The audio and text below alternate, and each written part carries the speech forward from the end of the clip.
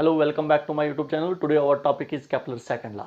आज हम Kepler second law पढ़ेंगे। हम तो लास्ट टॉपिक जो आपका था वो हमने केपलर फर्स्ट लॉ पढ़ा था। केपलर फर्स्ट लॉ में हमने पढ़ा था जितने भी हमारे पास प्लैनेट्स जो होते हैं वो सन के इर्द गिर्द घूमते हैं और उनका पाथ कौन सा होता है, इलिप्टिकल पाथ होता है। तो केपलर सेकंड लॉ आज हम जो शुरू करेंगे, केपलर सेकंड लॉ पढ़ेंगे। इंपॉर्टेंट टॉपिक है केपलर्स लॉ। तो सेकंड लॉ हमें क्या कहता है? It states that a line joining sun and planet sweeps out equal area in equal interval of time। तो देखिए यहाँ पर हमारे पास जो है ये हमारे पास प्लैनेट्स का पाथ है जो रिप्रेजेंट करके रखा है मैंने पहले ही। और सन यहाँ पर हमारे पास सन इट इज़ एट स्टेशनरी, सन हमारे पास स्टेशनरी में है। And all the planets which follow a elliptical path, जो कौन सा पाथ फॉलो करते हैं? इलिप्टिकल पाथ फॉलो करते हैं। तो यहाँ पर हमारे पास जो है केपलर सेकंड लॉ क्या कहता है हमें? A line joining sun and planet, जैसे हमारे पास एक लाइन है जो सन और प्लैनेट्स को ज्वाइन कर रहा है। It sweeps out equal area in equal interval of time. ये क्या कह रहा है हमें? ये कह रहा है कि ये लाइन जो हमारे पास जो है इक्वल एरिया कवर कर रहा इक्वल एरिया स्वीप आउट करता है एक इक्वल इंटरवल ऑफ टाइम्स में। इसका मतलब प्लैनेट अगर हमारे पास जैसे P2Q जा रहा है तो P2Q जाने में इसने कितना टाइम यूज़ किया? That is dt time use किया। तो ये हमारे पास रेडियस वेक्टर है। तो रेडियस वेक्टर जो हमारे पास जब P2Q पहुंचेगा तो ये P से Q गया तो ये इसने ये एरिया स्वीप आउट किया। तो जब ये एरिया स्वीप आउट किया तो फिर मैंने एक और पोजीशन रिप्रेजेंट की है, P3 और P4 पोजीशन रिप्रेजेंट की है। तो जब हमारे पास प्लैनेट P3 से P4 आता है तो वही सेम टाइम ले रहा है, dt टाइम ले रहा है। तो यहाँ पर भी जो हमारे पास ये प्लैनेट जो हमारे पास जो है कितना एरिया स्वीप आउट कर रहा है? तो एरिया जो हमारे पास जो स्वीप आउट कर रहा है प्लैनेट जो है वो इक्वल एरिया स्वीप आउट करेगा। जितना ये वाला एरिया होगा उतना ही ये वाला एरिया भी होगा। इसका मतलब ये कह रहा है कि अगर हमारे पास टाइम सेम है, जब हमारे पास प्लैनेट P1 से P2 जाएगा, टाइम सेम है, तो जितना एरिया यहाँ पर प्लैनेट जो है स्वीप आउट कर रहा है ये एरिया जो होगा उतना ही एरिया यहाँ पर भी ये स्वीप आउट करेगा, उतना ही एरिया यहाँ पर भी होगा जब हमारे पास प्लैनेट P3 से P4 जाएगा। लेकिन कंडीशन ये है कि टाइम हमारे पास जो है वो सेम होना चाहिए। तो इसका मतलब ये हुआ कि planet whenever a planet goes from P1 to P2, the area sweep out this planet that is equal to the area sweep out the planet whenever a planet goes from P3 to P4 at a same time। Time जो होगा हमारे पास क्या होगा? Same time होगा, dt time और dt time. Simple में हम कहेंगे जैसे हमारे पास प्लैनेट अगर हमारे पास P1 से P2 जा रहा है तो यहाँ पर कितना टाइम इसको लग रहा है, एक एग्जांपल के जरिए से आपको कह रहा हूँ मैं। अगर हमारे पास 3 सेकंड्स में ये हमारे पास प्लैनेट जो है P1 से P2 पहुंचा तो ये एरिया इसने सपोर्ट किया। तो वही हमारे पास जब हमारे पास प्लैनेट जब हमारे पास एक और पोजीशन रिप्रेजेंट की है मैंने, जब हमारे पास प्लैनेट P3 से P4 आएगा तो उतना ही सेम टाइम ले लेगा, 3 सेकंड्स ले लेगा। जैसे अगर इसने 3 सेकंड्स यहाँ पर लिए उतने ही 3 सेकंड्स यहाँ पर भी लेगा P3 से P4 जाने में। तो यहाँ पर जो एरिया ये सपोर्ट करेगा जब हमारे पास प्लैनेट जो ये एरिया सपोर्ट करेगा जब हमारे पास प्लैनेट P3 से P4 आएगा तो ये वाला एरिया और ये वाला एरिया जो होगा वो क्या होगा? वो इक्वल होगा। तो ये हमारे पास केपलर सेकंड लॉ कहता है a lining join sun and planet sweep out equal area in equal interval of times. इसीलिए हम इसको दूसरे तरीके से भी डिफाइन करते हैं, areal velocity remain constant. Planets की एरियल वेलोसिटी क्या रहती है? वो कांस्टेंट रहती है। Area dA by dt, rate of change of area with respect to time. समझे आप? इसका मतलब हम कहेंगे एरिया जो कवर कर रहा है हमारे पास planet with respect to time जो है वो हमेशा और हमेशा क्या रहेगा? वो कांस्टेंट रहेगा। समझे आप? तो जो एरिया कवर कर रहा है हमारे पास प्लैनेट टाइम के साथ साथ हम कहेंगे, इसको सिंपल में कहेंगे एरिया पर यूनिट टाइम। तो पर यूनिट एरिया हमारे पास एरिया जो कवर कर रहा है प्लैनेट पर यूनिट टाइम जो एरिया कवर कर रहा है वो हमेशा और हमेशा क्या रहेगा? वो कांस्टेंट रहेगा। तो ये हमारे पास केपलर सेकंड लॉ कहता है। तो इसी केपलर सेकंड लॉ का हम प्रूफ अभी फाइंड आउट करेंगे, इसका प्रूफ निकालेंगे हम। तो देखिए यहाँ पर हमारे पास अगर हम कहेंगे प्लैनेट अगर हमारे पास P1 से P2 जा रहा है, इसको टाइम कितना लग रहा है? dt टाइम लग रहा है। तो यहाँ पर अगर हम निकालेंगे distance covered by a planet whenever a planet goes from P1 to P2, तो वो डिस्टेंस अगर हम निकालेंगे, डिस्टेंस फ्रॉम, यहाँ पर सिंपल में लिखेंगे फ्रॉम P1 टू P2। अगर हमारे पास P1 से P2 हमारे पास प्लैनेट गया तो कितना डिस्टेंस ये ट्रैवल करेगा, कितना डिस्टेंस कवर कर रहा है हमारे पास प्लैनेट जब P1 से P2 जा रहा है। तो आपको पता ही है कि यहाँ पर अगर हम सिंपल में कहेंगे, आपको पता है वेलोसिटी जो होता है वो डिस्टेंस अपॉन टाइम होता है। तो यहाँ पर जब हमारे पास प्लैनेट P1 से P2 जाता है तो कितना टाइम ले रहा है, dt टाइम ले रहा है। तो यहाँ से अगर आप डिस्टेंस निकालोगे आप, तो डिस्टेंस आ जाएगा वेलोसिटी इनटू टाइम। तो वेलोसिटी आपके पास कितनी है, P1 या P2 पर आपके पास वेलोसिटी कितनी है, हम कहेंगे ये वेलोसिटी जो हमारे पास v वेलोसिटी है। तो वेलोसिटी v है, और हमारे पास टाइम कितना है, जब हमारे पास प्लैनेट P1 से P2 जाएगा तो वेलोसिटी हमारे पास टाइम जो है वो dt है। इसका मतलब डिस्टेंस जो आएगा v इंटू dt आएगा। तो कितना आ रहा है आपके पास distance covered by planet from P1 to P2, that is आपके पास आ रहा है v इंटू dt। आपके पास क्या आ रहा है, ये हमारे पास प्लैनेट ने डिस्टेंस कवर किया है whenever a planet goes from P1 to P2। इसके बाद अगर आप एरिया कवर करना, एरिया निकालना चाहोगे आप, area of this shaded portion, समझे आप, जो हमारे पास ये रेडियस वेक्टर जो है कितना एरिया इसने स्वीप आउट किया है, कितना एरिया स्वीप आउट किया है, SP1 P2 ये वाला एरिया इसने स्वीप आउट किया है। तो ये वाला एरिया अगर निकालना चाहोगे आप, तो ये एरिया किसके इक्वल होगा, ये एरिया अगर हम कैलकुलेट करेंगे तो देखिए हमारे पास जो हाँ आपको ये नज़र आ रही है, ट्राइंगल शेप में आपको नज़र आ रही है। तो ये ट्राइंगल आपको नज़र आ रही है, लेकिन यहाँ पर आपको एक आर्क जैसे आपको नज़र आ रही है, थोड़ी बहुत ये है आर्क। इसको यहाँ पर बनाऊँगा मैं थोड़ा सा, जैसे यहाँ पर रिप्रेजेंट करेंगे, ये आर्क है हमारे पास, और ये रिप्रेजेंट कर रहा हूँ मैं, हमारे पास ये S है, ये P1 है, और ये आपके पास क्या है, P2 है। तो अगर आप फाइंड आउट करना चाहोगे, आप एरिया, इसका एरिया फाइंड आउट करना चाहोगे आप, तो आपको पता है ये dt जो हमारे पास ये टाइम जो होता है बहुत ही स्मॉल टाइम होता है। तो इस स्मॉल टाइम में हमारे पास जब टाइम बहुत स्मॉल होगा, बहुत कम टाइम होगा, तो बहुत कम टाइम में प्लैनेट ने भी जो डिस्टेंस कवर किया होगा वो बहुत कम डिस्टेंस ट्रेवल किया होगा, और ये आर्क आपको उस टाइम जो नज़र आएगी वो आपको स्ट्रेट नज़र आएगी, समझे आप। इसका मतलब ये छोटे छोटे टुकड़े, छोटे छोटे टुकड़ों से हमारे पास ये आर्क बनी हुई है P1 से P2। तो जब हमारे पास टाइम आपका बिल्कुल स्मॉल होगा, dt टाइम होगा, इसका मतलब ये आर्क जो आपको नज़र आएगी, उस टाइम जो आपको नज़र आएगी वो आपको स्ट्रेट नज़र आएगी। और आपको जब ये आर्क एक स्ट्रेट नज़र आएगी, ऐसी बिल्कुल स्ट्रेट नज़र आएगी, आपको आर्क बिल्कुल स्ट्रेट जैसी नज़र आएगी, तो उस टाइम हम क्या कहेंगे, उस टाइम हम कहेंगे कि आपके पास ये आपको एक ट्राइंगल नज़र आ रही है, SP1 P2, आपको ये एक ट्राइंगल नज़र आ रही है। तो इस ट्राइंगल्स का एरिया जो होगा वो किसके इक्वल होगा, 1/2 बेस इंटू हाइट के इक्वल होगा। तो इसमें देखेंगे हम 1/2 यहीं पर है। बेस की अगर हम बात करेंगे तो ये SP1 बेस होगी, तो ये आपके पास बेस किसके इक्वल है, R के इक्वल है। और हाइट अगर हम देखेंगे, हम इसकी हाइट क्या बनेगी, तो आपको हाइट जो है वो यहाँ पर ड्रा करेंगे, ये हमारे पास हाइट होगी। तो इसको हम कहेंगे ट्राइंगल्स की हाइट जो है, ये आपके पास हाइट है h है, ये हमने हाइट निकाली, that is 1/2 base into height. आपके पास ये फार्मूला आपके पास है किसका, इस ट्राइंगल्स का area, that is 1/2 base into height. अब area of this triangle SP1 P2, इसको यहाँ पर रिप्रेजेंट किया मैंने, SP1 P2 यहाँ पर रिप्रेजेंट किया मैंने। इसका ट्राइंगल, इसका एरिया निकालूंगा मैं, तो एरिया होता है 1/2 बेस इंटू हाइट। तो बेस इसकी हमारे पास क्या होगी, SP1, और हाइट यहाँ पर ड्रा की मैंने P2O, इसकी क्या होगी हमारे पास, ये हाइट होगी। तो अब इस हाइट की वैल्यू को निकालेंगे हम। ये हाइट अगर हम निकालेंगे तो हाइट निकालने के लिए हम ये छोटी सी ट्राइंगल का यूज़ करेंगे। हम ट्राइंगल कौन सी यूज़ की हमने, P1 P2O, ये आपके पास एक छोटी सी ट्राइंगल है। इसमें ये जो आर्क आपको नज़र आ रही है ये आपको स्ट्रेट नज़र आएगी जब हम, क्योंकि यहाँ पर आपके पास टाइम कितना है, स्मॉल टाइम dt है। तो स्मॉल टाइम dt में ये ट्राइंगल जो होगी ये काफ़ी छोटी होगी, काफ़ी छोटी पर हमारे पास जो होगी ये जो हाइपोटेनस जो होगा, ये वाली साइड जो बनेगी वो आपको बिल्कुल स्ट्रेट नज़र आएगी।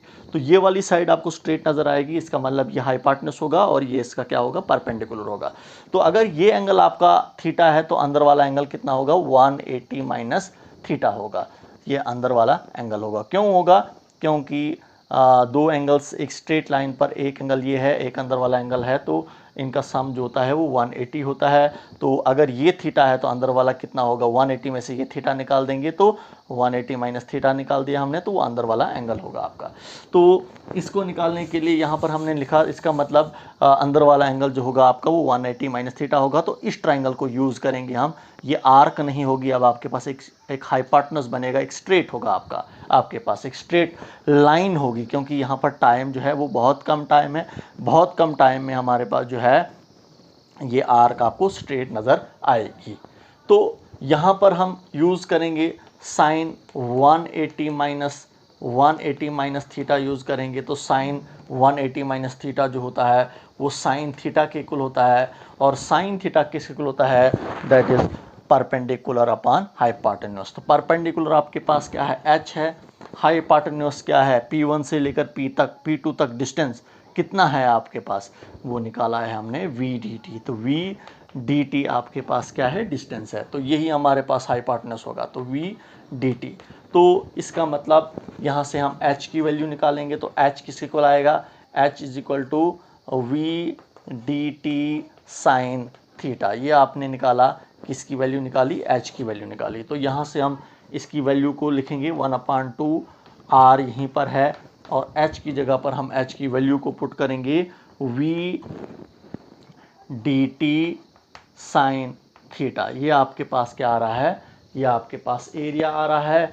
कौन सा एरिया, ये जो एरिया आपने निकाला SP1 P2, ये शेडेड एरिया आपने निकाला। तो इस एरिया को हम DA से रिप्रेजेंट करेंगे हम।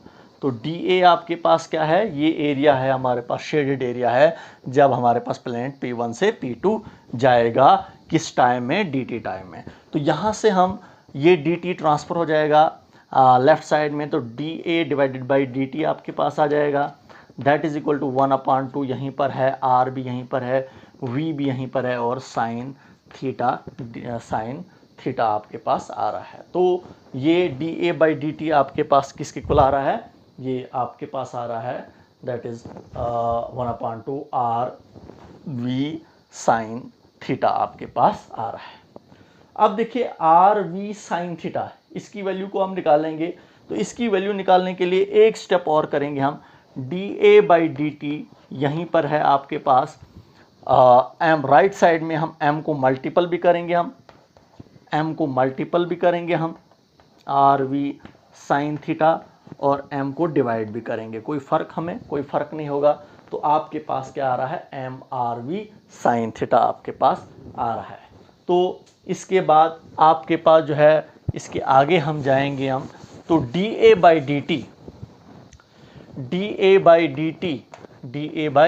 DA/DT इज इक्वल टू, ये आपके पास आ रहा है 1/2, यहीं पर है MRV sine theta divided by आपके पास क्या आ रहा है, MR है। तो ये जो हमारे पास है MRV साइन थीटा, ये किसके इक्वल होगा, ये L के इक्वल होगा, एंगुलर मोमेंटम के इक्वल होगा, एंगुलर मोमेंटम ऑफ प्लैनेट। तो ये भी अभी बोलूँगा आपको मैं, angular momentum of planet DA/DT तो यहीं पर है, 1/2 M भी यहीं पर है। तो ये पूरा का पूरा किसके इक्वल होगा, ये पूरा का पूरा जो होगा वो L के इक्वल होगा, और L क्या है, that is the angular momentum of planets का एंगुलर मोमेंटम। ये एंगुलर मोमेंटम हमारे पास जो आ रहा है वो किसके इक्वल आ रहा है, दैट इज़ एंगुलर मोमेंटम होता है हमारे पास MVR साइन थीटा के इक्वल होता है। यहाँ पर रीज़न दे सकते हो आप, क्योंकि एंगुलर मोमेंटम होता है क्रॉस प्रोडक्ट किसका, R क्रॉस P का। R क्या हमारे पास होता है, ये रेडियस हमारे पास है, रेडियस फैक्टर है, और V हमारे पास R, ये हमारे पास आ गया R, और P क्या होता है, लीनियर मोमेंटम होता है। तो लीनियर मोमेंटम और रेडियस वेक्टर का क्रॉस प्रोडक्ट होता है। तो आपको पता ही है क्रॉस प्रोडक्ट किसके होता है, R क्रॉस P है, तो RP साइन थीटा आपके पास आएगा। P आपके पास क्या है, लीनियर मोमेंटम है, तो लीनियर मोमेंटम होता है मास इंटू वेलोसिटी, और आगे आपके पास वही आ रहा है। तो RMV साइन थीटा के इक्वल आ रहा है, इसका मतलब एंगुलर मोमेंटम होता है RMV साइन थीटा। तो RMV साइन थीटा की जगह पर हमने लिखा, आपने लिखा जो हमने लिखा यहाँ पर, तो वो क्या लिखा हमने, that is L is your angular momentum. और यहाँ पर आपको मैं बोलूँगा, मैं इम्पॉर्टेंट कंसेप्ट है, जब भी हमारे पास प्लैनेट सन के इर्द गिर्द घूमते हैं तो हर एक प्लैनेट्स का एंगुलर मोमेंटम जो होता है क्या होता है, वो कांस्टेंट होता है। तो dA/dt that is equal to आपके पास क्या आ रहा है, L/2m आ रहा है। L is the angular momentum of each planet, हर एक प्लैनेट्स का एंगुलर मोमेंटम होता है। 2 तो कांस्टेंट ही है, m भी हमारे पास कांस्टेंट है, समझे आप। m is the mass of planet, और L जो यहाँ पर होता है ये भी कांस्टेंट होता है, समझे आप। तो एंगुलर मोमेंटम जो हमें हर एक प्लैनेट्स का एंगुलर मोमेंटम जो होता है वो क्या होता है, वो कांस्टेंट होता है। वो कैसे कांस्टेंट होता है उस पर भी डिस्कस करेंगे हम। देखिए आपको पता है Newton second law in rotational motion में अगर हम पढ़ते हैं तो टॉर्क जो होता है that is equal to the rate of change of angular momentum के इक्वल होता है, dL/dt के इक्वल होता है।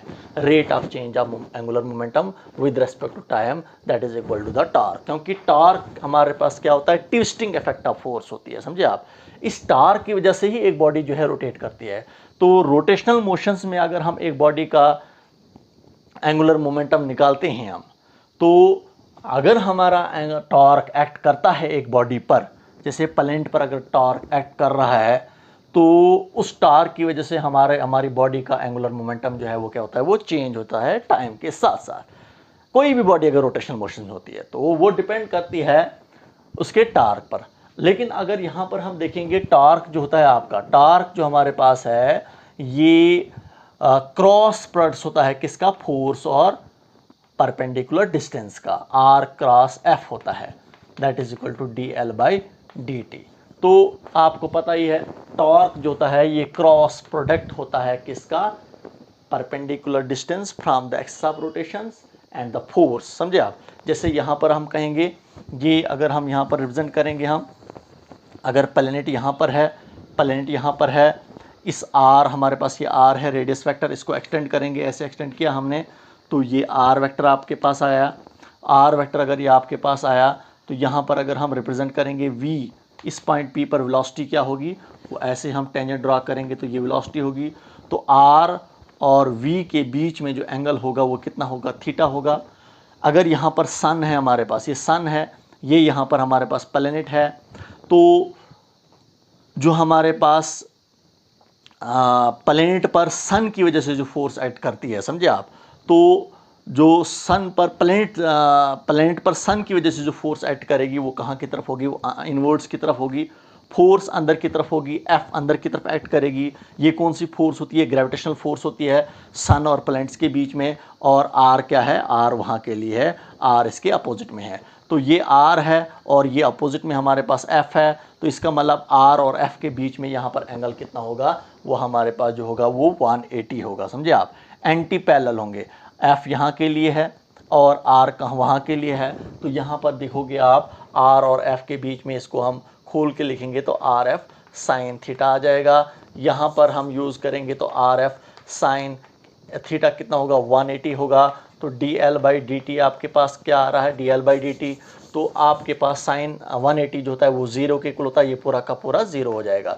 तो dL/dt जो आपके पास आ रहा है वो कितना आ रहा है, 0 आ रहा है। इसका मतलब rate of change of angular momentum with respect to time is 0। इसका मतलब एंगुलर मोमेंटम चेंज नहीं होता है हमारे पास टाइम के साथ साथ, किस में, जब भी हमारे पास प्लैनेट सन के इर्द गिर्द घूमता है। क्योंकि प्लैनेट पर फोर्स लगती है किसकी वजह से, सन की वजह से। कौन सी फोर्स होती है, ग्रेविटेशनल फोर्स होती है। वो कहाँ की तरफ होगी, वो सन की तरफ होगी। तो सन की तरफ जो फोर्स लगेगी वो अंदर की तरफ लगेगी, आर जो होगा वहाँ के लिए होगा। तो आपके पास एंगल जो होगा यहाँ पर कितना होगा, 180 होगा। तो dL/dt rate of change of angular momentum जो आ रहा है आपका वो 0 हो रहा है।